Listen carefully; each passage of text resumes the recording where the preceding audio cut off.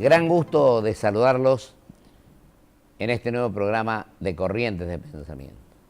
Estamos ya en febrero, hoy es 4, creo que, o 7.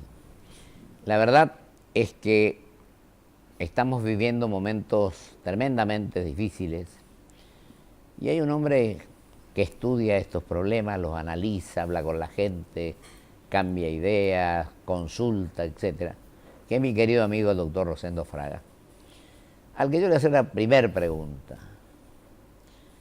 ¿Es tremendamente profunda la crisis o no es profunda la crisis que vive este país, en nuestro país, nuestro querido país en este momento? Bueno, yo creo que sí, creo que la palabra crisis se ajusta exactamente. Yo a veces diferencio crisis de colapso.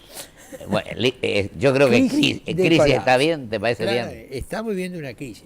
Que esta crisis derive en un colapso, bueno, esto lo veremos. Claro, Pero claro. que estamos viviendo una crisis, sin lugar a dudas estamos viviendo una crisis. Yo creo que respecto a otras crisis anteriores hay una diferencia. Normalmente, en los últimos 30 años en la Argentina, las crisis... Los 30 años de democracia. Estallaban en lo económico, impactaban en lo social, las protestas en la calle, y esto generaba consecuencias políticas. Yo creo que en esta crisis, primero estalló en lo social, en diciembre. Un poco a la inversa, ¿no? Primero estalló en lo social, ¿no es cierto? La huelga policial más extendida de la historia argentina, la ola de saqueos más grande de la historia argentina, 16, en realidad 20 muertos en estos episodios, ¿no es cierto? La puja salarial, los cortes de energía y las protestas. Primero, esto, en mi opinión, acelera la crisis económica. Exactamente. Acelera la crisis económica. Y acá veremos, y acá empieza a plantearse la discusión política. Creo que para mí, ¿no es cierto?, cuando se escriba la historia de esta crisis, se va a ver que se inicia en realidad en diciembre con la crisis social, que después acelera los problemas, ¿no es cierto?, de la economía.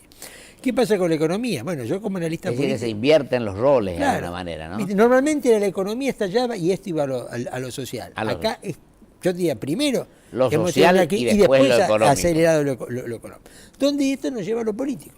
Siempre digo, decir, ¿por qué lo político? Porque uno puede decir, bueno, las reservas han tenido una fuga notable, ¿no es cierto?, sin precedentes. Hemos tenido una tasa de inflación que está escalando, no sabemos a dónde llega, ¿no es cierto? Mi opinión, Rosendo, no es que queda que soy el dueño de la verdad, porque está por ser en febrero, pero en el dólar oficial como está, yo creo que vamos a superar el 40% de inflación este año. Bueno, eso si no cambia sustancialmente la cuestión. La inflación de los últimos 3 meses, noviembre, diciembre, enero, anualizado a eso. Si vos tomás los últimos 3 meses y anualizás, te da 40%. ¿No es cierto? Después veremos. Ahora, ¿qué es lo que sucede acá? Bueno, si el gobierno toma medidas o hace anuncios y la gente no les cree. No nos crea nadie, me parece. Entonces, acá hay una crisis de credibilidad. Exacto. Y la crisis de credibilidad es un tema Comparto político. Totalmente. Sin reconstruir esa crisis de credibilidad, sin reconstruir la credibilidad, cualquier acción que se tome, sea buena, mala o regular, no va a ser eficaz. ¿No es cierto? Entonces acá hay fundamentalmente, yo diría, de todo un problema político que es la crisis de credibilidad en el gobierno, ¿no es cierto? Si en no el gobierno y en la oposición también. Está bien, pero ¿sabes lo que pasa? ¿Qué es lo que sucede? Yo me incorporo a la oposición, pero digo lo mismo. Está bien, pero ¿qué es lo que sucede? Quien está en el gobierno es quien toma las decisiones. Claro, el Poder Ejecutivo, pero claro, el Parlamento es sumamente permisivo. Está bien, pero el Parlamento es un Parlamento con mayorías oficialistas. Claro. Con mayoría oficialista que se mantienen. ¿No es claro. cierto? Entonces, yo creo que el Parlamento institucionalmente ha resignado cosas que nunca un Parlamento debe resignar. Por ejemplo, el mismo presupuesto. Pues fíjate que cuando el año pasado, después de las PASO, el Congreso le da al Ejecutivo la mayor transferencia de funciones o de poder de la historia argentina, porque le da la emergencia económica por 2 años seguidos. Pero resulta que decíamos que estábamos en el mejor de los mundos económicamente, por decía el Ejecutivo, y votábamos todos los años la ley de emergencia. Pues no. Esa es una contradicción, una paradoja enloquecida. Entonces, yo admito, es decir, el Congreso no está cumpliendo su función, pero también es cierto que el oficialismo tiene mayoría. La oposición es poco lo que puede hacer. Donde yo veo la responsabilidad de la oposición ha sido sobre todo en términos electorales. un 70% de voto opositor, que al estar tan fraccionado, dividido. Pero viste los números como fueron, Bueno, ¿no? entonces yo digo que este es el punto donde me parece que hay, quizás en el Congreso, con esta mayoría, la oposición no puede hacer más que hacer discurso. Pero, por ejemplo, desde el punto de vista electoral, vos tuviste un 70% de voto opositor, que por la división. Tuviste 7.300.000 del kirchnerismo, sin los estados grandes, ¿no? Sí. Tuviste 5.700.000 del peronismo opositor, 5.500.000 del socialismo, el radicalismo, 1.800.000 del PRO, 1.300.000 de la izquierda. Así más o menos se dividió la última elección. Pero no olvidemos que esos 5 millones y pico que vos decís del radicalismo y del socialismo estuvieron divididos. No formaron parte de la misma coalición. No. El mismo, lo que fue el peronismo disidente no se articuló en una fuerza nacional. No, tampoco. Es decir, Massa estaba en un lado, el otro estaba en el otro. Es decir, entonces todos esos votos, es decir, cuando vos tomás los datos, es decir, el peronismo en la legislativa termina sacando el Frente para la Victoria cerca del 30%. Y la segunda fuerza nacional es Massa. Es más. Pero Massa con el 18%. Nacional. Ah, vos decís... es el 18% Sergio. nacional. Claro, porque el 42% de la provincia de Buenos Aires termina siendo el 18% nacional. Sí. Pero estas son las dos, ¿viste? Las dos primeras fuerzas. Es decir, porque no hubo ni en el peronismo disidente, ni en el, llamémosle, la socialdemocracia, capacidad de articularse electoralmente. Porque en realidad el electorado podría ser 3/3. Claro. Pero no fue así, no se articuló así. Entonces, No fue. para mí la mayor responsabilidad de la oposición está en el plano electoral, no haber sido capaz de crear una alternativa de poder. El Congreso, viste, es un ámbito donde... Y de defender las instituciones, porque estaban debilitadísimas. Absolutamente, y cuando la oposición se mueve, te voy a dar un ejemplo donde la oposición para mí se movió, 2012, cuando todos los legisladores, octubre de 2012 y noviembre de 2012, cuando todos los legisladores opositores, de diputados y senadores, desde el PRO hasta Pino Solanas, firmaron el compromiso de oponerse a la reforma de la Constitución o de defender la Constitución. Ahora, que ese hecho político... Bueno, ahí fuimos medio generalizada la cuestión de la red. Está bien, pero ahí cerraste el camino de la reforma de la Constitución en un tercer mandato consecutivo. Sí, cuando la oposición se une realmente y hace cosas, se logran cosas. Ahora, cuando se dispersa, como en esta última elección, entonces no. Esta es la verdad. Y lo otro, que no sé si vos considerás igual, que los partidos políticos en estos 30 años tenemos asignaturas pendientes, pero bueno, por doquier, una cantidad enorme. Bueno, lo que pasa es que yo creo que hay una crisis del sistema de partidos. El sistema de partidos. Lo que uno tiene que ver ahora es esa crisis 2001-2002, que claramente la visualizamos como la peor crisis económico-social. Tocamos el subsuelo. Se llevó el sistema de partidos. Se llevó el sistema de partidos. Se llevó el sistema, ese bipartidismo imperfecto o débil, radical peronista, en realidad se lo llevó esa crisis. ¿Y vos hasta me esa crisis, algo, Rosendo? Sí. Te interrumpo. Sí. Nosotros hablamos del legislativo y del ejecutivo. Y nos olvidamos del otro poder del Estado, que también deja mucho que desear. En cuanto a algunos fiscales en el plano electoral, a los que yo defiendo, mejor no es que defiendo, sino con los cuales comparto, y la Cámara Nacional Electoral que actúa con una gran objetividad, hay muchos jueces que dejan mucho que desear en ese aspecto. Bueno. Esta es la verdad. Y todo esto confluye en lo que estamos diciendo. La gente no cree en nada en este momento.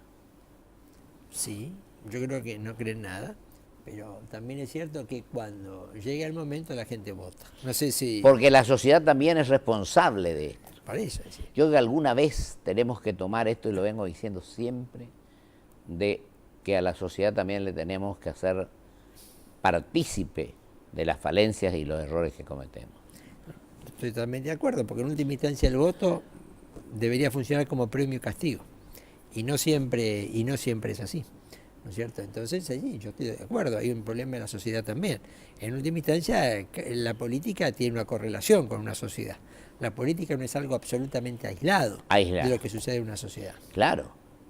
Y vos viste que yo económicamente digo que de estos cambios que hubieron, de funcionario que fue prácticamente un cambio para no cambiar nada, diremos.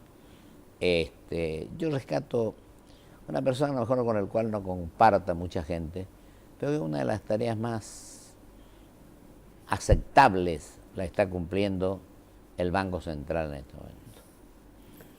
Mirá, con todo lo que está pasando, no sé sí, qué opinas vos. Yo creo que el Banco Central perdió su autonomía. Perdió su autonomía. Viste, cuando hablamos de instituciones, ¿no es cierto? Claro. Cuando hablamos de instituciones, un Banco Central independiente contribuye mucho a un sistema institucional con independencia de poder. Entonces me parece que el problema que tiene el Banco Central es que ha perdido su independencia. Y eso, así como en el corto plazo para un gobierno le da más margen para manejar los recursos del Banco Central, bueno, en el mediano y largo plazo afecta la credibilidad económica. Una de las causas que de la actual crisis de credibilidad es eso, se ha perdido también la confianza. Totalmente. En esa independencia del Banco Central.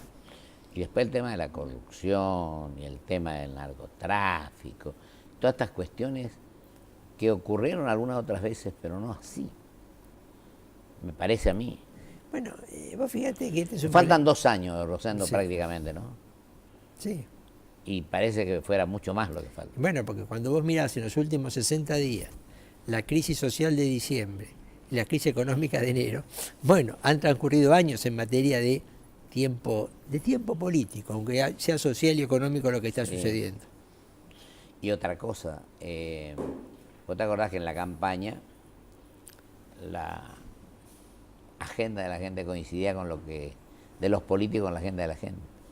Y después de la elección se terminaron los argumentos de campaña. No se cayó una idea por ningún lado.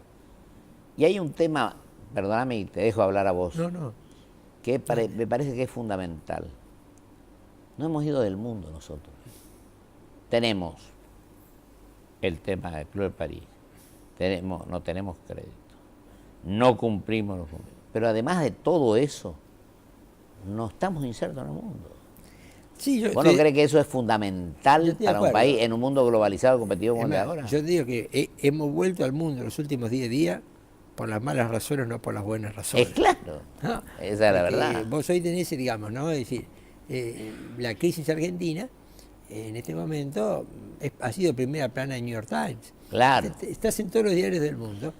Porque esto no porque la Argentina sea tan importante, sino porque coincide la crisis argentina con un momento donde la economía mundial se le suma menor crecimiento al esperado en la industria de Estados Unidos, sí, menor crecimiento al esperado en la industria de China, y dudas sobre el mundo emergente.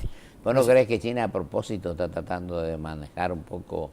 No, eso es lo que los economistas llaman aterrizaje suave. Aterrizaje suave, así es. Estados Unidos, ahora coincide esto, las dudas sobre los países emergentes aumentan, y en este contexto, como dijo el expresidente Lagos, socialista de Chile, dijo, la crisis argentina puede generar un efecto contagio. Y Lagos no es ningún extremista, ni ningún neoliberal, ¿no es cierto? Es decir, para mí es un gran estadista. Entonces vos tenés ahí, hay 5 países que estaban en la mira desde el año pasado como los emergentes exitosos sobre los cuales habían surgido dudas. Brasil, India, Indonesia, Turquía y Sudáfrica. Así es. Bueno. Ahora, estos países, que los 5 tienen elección nacional cada uno este año, es una coincidencia.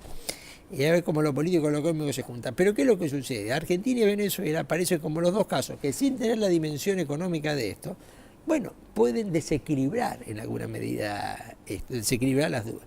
Entonces, Argentina y Venezuela. Claro, estamos fue la nota del Economy que dice, en Argentina y Venezuela se acabó la fiesta, porque se acabaron los dólares para financiar o pagar las importaciones. Pero en este contexto, yo creo que sí, lamentablemente estamos, pero no por las buenas razones, estamos en alguna medida por las malas razones. Así es, por las malas razones. Ahora, ¿vos no crees que también en algunos casos buscamos un pequeño grupito que es el que aparece todos los días haciendo manifestaciones y a otros que con profundidad, con seriedad, la dicen, a veces se hace caso omiso a sus declaraciones? Bueno, yo creo que hay como en ese aspecto hijos y entrenados. Y acordate que yo soy un acérrimo defensor de la libertad de prensa. Bueno, mirá, lo que pasa es que hoy, vos hablaste de la justicia, podemos hablar de los medios, tanto la justicia como de los medios. Claro, ahí está, se podemos han hablar de los transformado medios. en campos de batalla de la política. Exactamente. Sí, justicia y medio son campo de batalla. Campo de batalla de la política, situación ¿no es nacional. cierto? De la política. Entonces, en ambos casos se da lo que, ¿no es cierto? Lo que vos decís, ¿no? Es decir, no hay un funcionamiento, diríamos a lo mejor, absolutamente objetivo, porque se está librando la batalla política ahí adentro. La batalla política, que hasta las grillas han cambiado. Y valen los jueces y valen los medios, en los medios también, ¿no es cierto? También. Donde es el gobierno y lo que está en contra del gobierno, digamos, es la gran divisoria. Estamos todos contra todos, ¿verdad? Uno porque cumplió la edad y no se fue, el otro porque ya pasó la edad y se quedó. Es decir, no nos creen nada de lo que estamos diciendo. Bueno, alguna vez tenemos que decirle a la gente que a lo mejor no, la cosa que a lo mejor no le guste a la gente. Pero alguna vez tenemos que sincerarnos definitivamente. Bueno, cuando esto te da, ¿qué te va a decir? Te desespera un poco que la gente no crea en nada. Es como dejar hacer, dejar pasar. Bueno, y no preocuparse por la cuestión. Está bien, yo creo que el problema de la sociedad es que se ocupa por espasmos. Exacto. Sí, como se ocupa por espasmos. El problema de la sociedad es que después no sostiene en el tiempo los reclamos, ¿no es cierto? Y muchas veces se termina moviendo de acuerdo a la situación económica. Yo te diría que ahora vamos a ver en los próximos meses a la gente más preocupada, vamos a ver a la gente más preocupada por toda la temática político-institucional, en alguna medida porque la economía se ha complicado. Cuando viene la bonanza económica, vos ves que la preocupación de la gente por lo político-institucional vuelve a bajar. Y esto sí me parece que es una crítica que uno puede hacer, bueno, al comportamiento promedio de la sociedad. Promedio. Y pensar que antes la política era la que decidía sobre la educación, sobre la economía, sobre lo social, porque esa es la verdad. Está bien, yo creo que la política... Se han trastrocado los roles en este momento. Bueno, se ve que ya desde la época de Aristóteles... Inversiones no tenemos. Desde la época de Aristóteles diferenciaba la política, llamaba arquitectónica y la política agonal. Es claro. La política arquitectónica es la que hoy podríamos denominar la del estadista. La política arquitectónica, la del agonal, que la busca, táctica. Que busca el votito más, ¿no? La política del estadista y el político, ¿no? Y sí, y hoy lo que uno observa es... Pero vuelvo al punto, la dirigencia política y la dirigencia general. Por lo general hay, ¿no es cierto?, una cierta subestimación o falta de atención a lo que es la visión del mediano y largo plazo. Y largo plazo. Estamos pensando en el mañana, en el día que vivimos. Lo cual también es en parte comprensible por la dinámica de la crisis. Nos quedan 5 minutos, Rosendo, y nos quedan 2 años para elegir presidente y vice. 5 minutos de programa... 2 años para que el presidente vice. Yo creo, en estos 5 minutos que yo me diga qué ves que va a pasar en estos, yo te digo estos 2 años. Lo mismo que conversamos cuando hablamos no hace tanto tiempo. Sí, yo te decía, 2 años antes, Alfonsín no era el candidato probable. Así es. 2 años antes, Menem no era el candidato probable. 2 años antes, Kirchner no era el candidato probable. Los 3 líderes políticos de los 30 años de democracia, ¿no es cierto?, Alfonsín, Menem, Kirchner, ninguno de los 3 era el candidato probable 2 años antes. Incluso, perdóname de que te interrumpa, era Cafiero prácticamente el ganador de la justicia. En realidad, el único que era el candidato probable 2 años antes era de la Rúa. Fernando de la Rúa, exacto. Pero, ¿qué es lo que quiere decir? Que 2 años es muchísimo tiempo en política y muchas cosas pueden cambiar. En una situación como la que estamos viviendo. Claro. De cualquier manera, vos tenés una foto. Y esa foto que te dice, son 10 encuestas que han sido publicadas desde la elección legislativa de intención de voto para presidente, y las 10 te dicen más o menos lo mismo. En todas está Massa primero, en todas está Scioli segunda, y después en las 10 están un tercer lugar entre Wiener por un lado y Macri por otro lado. Algunos lo ponen a Macri, ¿no es cierto?, tercero, algunas a Wiener tercero. Ahora esa es la fotografía de la situación de hoy. 2 años atrás. Que no necesariamente es la película de mañana. Exactamente. La película y la realidad. Si yo digo, estamos a 2 años. Vamos a ver qué pasa el año que viene, cuando haya que ir directamente a la acción, a la programación, a los partidos políticos, qué actitud asumen. Y si nos surge algún nuevo liderazgo. Porque hasta ahora liderazgo exactamente no existe. Hagamos este ejercicio. Es decir, en 60 días. Mira, 1 año es tanto tiempo que si uno mira los últimos 60 días, vivimos la crisis social de diciembre y la crisis económica de enero. De enero. En 60 días la dinámica de acontecimiento ha sido muy fuerte, con lo cual 12 meses es muchísimo. De cualquier manera, yo te diría que vuelvo a un punto que vos señalaste. El gobierno tiene un rumbo y no lo va a cambiar. Más allá de su incoherencia y contradicción. Yo no lo veo al gobierno con voluntad, vocación, casi diría capacidad de poder cambiar. La gran cuestión es qué alternativa de poder se genera enfrente del gobierno. Claro. ¿Cierto? Porque esto tiene que ver con el horizonte, en términos de decisiones políticas y económicas, y tiene que ver con la esperanza en términos de las personas. En términos de las personas. Claro. Ahora, yo te digo, vos viste que la reforma del 94 estableció el jefe de gabinete, pero viste que al final el resultado es 0. Bueno, está bien, lo que pasa es que el jefe de gabinete, de acuerdo, si yo... Se agotan los argumentos. Claro, vos fíjate, jefe de gabinete, para mí lo de Capitanich, y lo dije, no podía funcionar. Porque nuestra Constitución no lo transforma al jefe de gabinete en un jefe de gobierno. No, de ninguna manera. Desde cierto punto de vista es el más débil de los integrantes del gabinete. El más débil. Porque es el único que lo puede remover el Congreso. Exactamente. Correcto decir. Y lo nombra el presidente. Además, un jefe de gobierno que no nombra a los ministros, ni los remueve, es decir, que es la pieza clave para armar un gobierno. Segundo, pero no solamente la letra no lo transforma en jefe de gobierno, el espíritu de los constituyentes tampoco. No, yo porque los constituyentes yo fui constituyente en 94. Escuchame, era mayoría menemista y Menem no tenía la menor intención de que el jefe de gabinete pasara a ser un hombre fuerte aquel fue dentro del gobierno. el famoso Pacto de Olivos.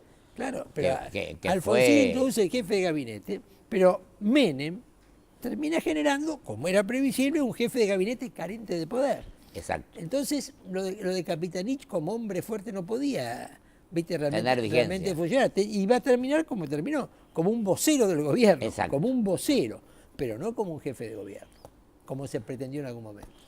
Luchemos, Rosendo, porque la cosa viene muy mal y tenemos que ser realistas, no agoreros, pero sí realistas. Si no nos sinceramos de una vez por todas, no tenemos posibilidad. De acuerdo. Yo te agradezco enormemente tu presencia hoy en Corrientes de Pensamiento. Muchas gracias. Y en estos 2 años avancemos más rápido y mejor. Te agradezco mucho. Gracias a vos. Vamos a un corte y vuelvo con mis conclusiones.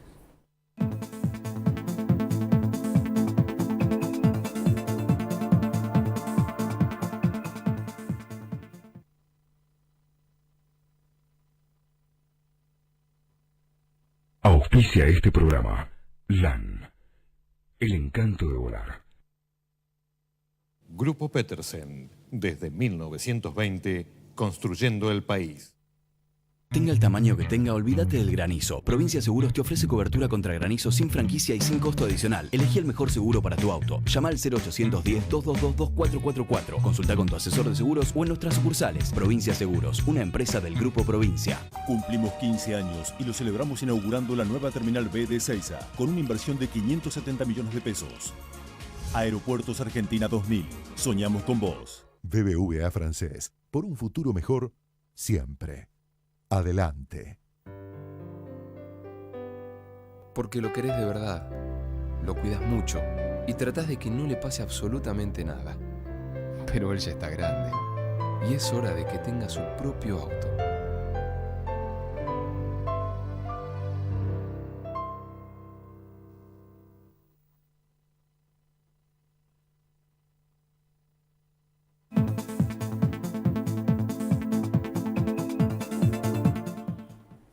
Estamos a casi 2 años de la elección de presidente y vice de la nación, de gobernadores, legisladores, etc. Y la verdad es que hay una falta de credibilidad, hay una permanente disconformidad en la opinión pública y en la dirigencia hay una falta de sinceramiento, decir las cosas por su nombre. Estamos viviendo, como le decía en la primera pregunta que le formulé a mi amigo Rosendo Fraga, en una profunda crisis. Queramos reconocerlo o no. Yo no quiero ser agorero, pesimista, etc. Pero ¿qué anda bien? ¿En qué estamos acertando? Y esto lo venimos diciendo de hace bastante tiempo, que hay culpas concurrentes, que la oposición, que el oficialismo, que los partidos políticos, que las instituciones, que los dirigentes, que somos nosotros, cometemos errores, que los abonados a decir las cosas cuando quieren y lo que quieren, como si nunca hubieran cometido un error, no nos va a llevar a soluciones. Ha llegado el momento de analizar y estudiar los temas, pero con seriedad. Habló de un estadista, el doctor Rosendo Fraga, y creo que nos hace falta eso. Dejemos de pelear por ocupar un pedacito más en el sillón o en la mesa y tratemos de que entre todos busquemos soluciones de fondo para el país. Siempre digo que son mucho más las coincidencias que las diferencias, pero ese individualismo nefasto que no sirve para nada sino para perjudicar al país, creo que con él tenemos que terminar de una vez por todas. Tenemos que pensar en que somos argentinos, en los seres humanos, y también tiene responsabilidad la sociedad, que en muchos casos no analiza, no evalúa qué han hecho algunos, qué están haciendo y qué pueden hacer en el futuro, cualquiera sea la edad que tengamos. Hasta hace poco éramos 11 billones y pico de argentinos que no alcanzaban, no tenían para poder comer, y hablamos de 500.000 más. Y el mismo jefe de la CGT oficialista habla de que a la gente no le alcanza para vivir. Entonces, como dijo bien Rosendo, el problema social provocó problemas económicos y problemas políticos cuando era todo lo inverso. ¿Por qué no nos dedicamos a hacer la cosa de la mejor manera posible? Esa es nuestra obligación. Y lo digo con fastidio, pero lo digo también con profunda convicción y con ganas de seguir luchando para buscar soluciones de fondo para el país, con errores y con aciertos, pero con acciones constructivas y generosas que posibiliten un futuro mejor para nuestros prójimos. Que Dios así lo quiera. Y esta es la obligación que tenemos. Hasta el próximo programa, si Dios quiere.